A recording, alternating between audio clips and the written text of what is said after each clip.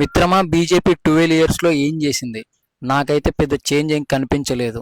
2014న నరేంద్ర మోడీ గారు అధికారంలోకి వచ్చిన నాడు మన దేశ జీడిపి 10th ప్లేస్లో ఉంటుండే. ఈ రోజు అది 5th ప్లేస్కి వచ్చింది. మన దేశ పర్ క్యాపిటల్ 98,000 ఉంటుండే. ఈ రోజు అది 2,34,000 అయింది. ఇన్ఫ్రాస్ట్రక్చర్ రెవల్యూషన్ వచ్చింది కదా మిత్రమా. ఇంతకుముందు ఎన్ని కిలోమీటర్లు ఉంటుండే నేషనల్ హైవేస్? 2014 కన్నా ముందు 91,000 కిలోమీటర్లు ఉంటుండే.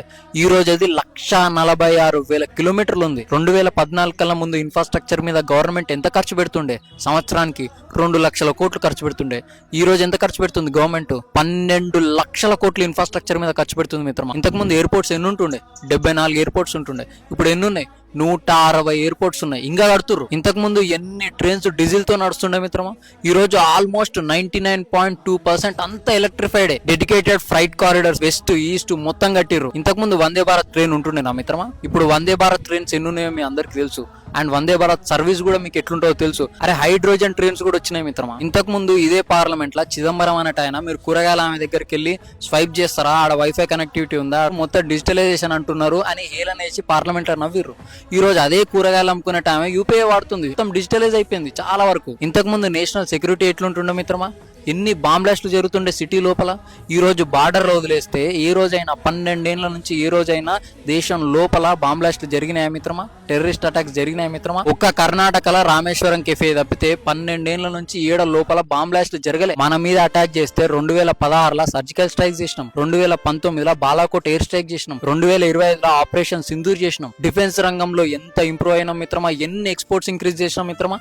ఈ రోజుకి బ్రహ్మోస్ మిసైల్ కి ప్రపంచం దగ్గర సమాధానమే లేదు. అండ్ ఇంటర్నేషనల్ రిలేషన్ ఎంత స్ట్రెంగ్ అయినాయి మిత్రమా.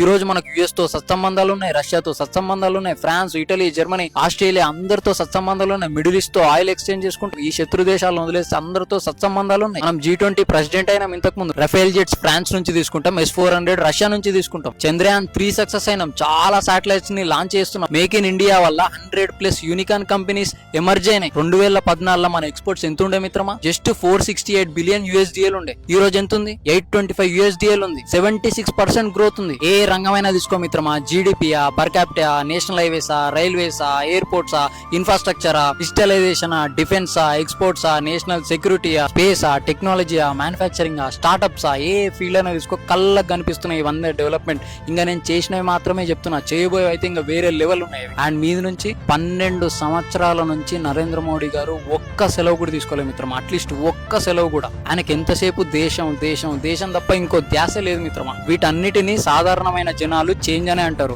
కమ్యూనిస్టులకు కనిపించకపోతే నేనేం చేయలేను. భారత్ మాతాకి జై.